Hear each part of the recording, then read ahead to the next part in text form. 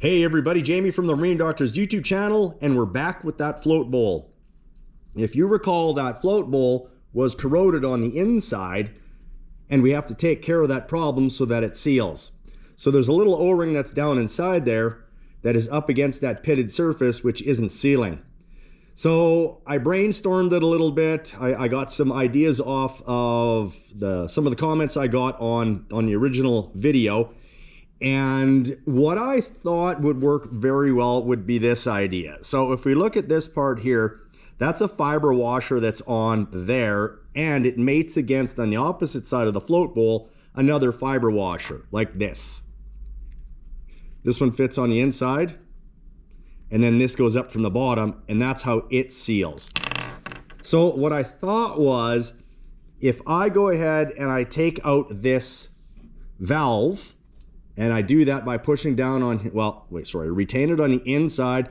I push down and I pull back and push the spring down at the same time, and it comes apart. There we go. All right.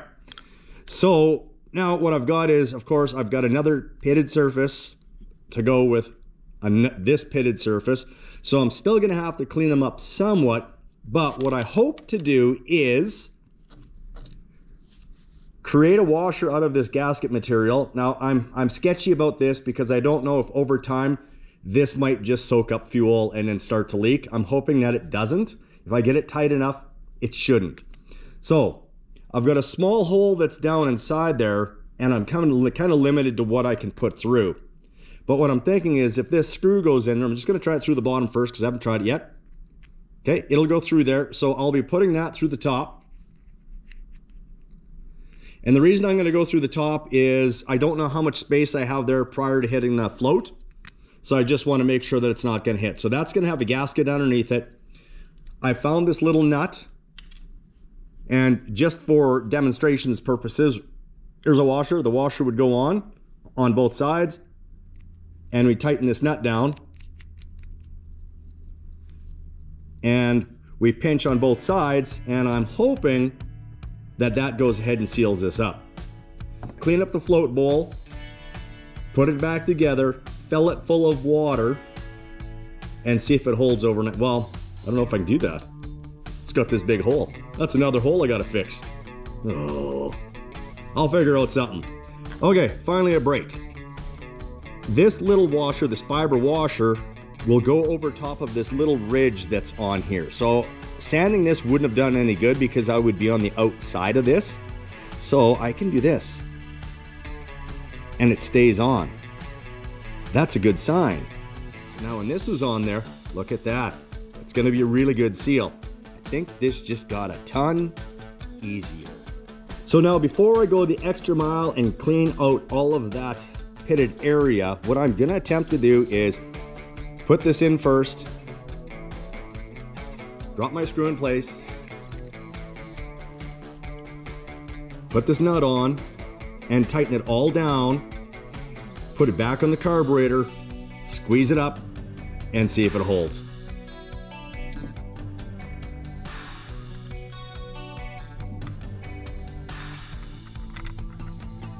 So I want to get it snug, but not super tight.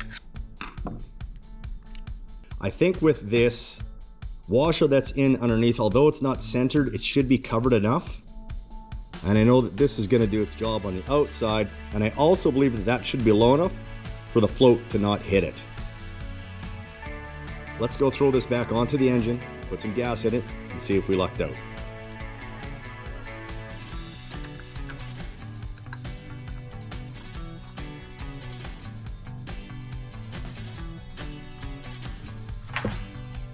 All right, let's, oh, I took the barb off. Oh my good gosh.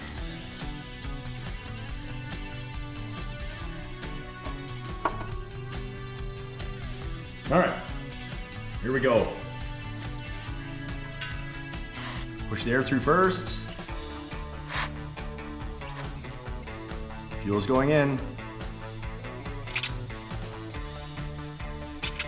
Needle's not holding, but I'm not worried about that right now. Or is it? No, the needle isn't holding, but it's okay. We've got fuel in the bowl.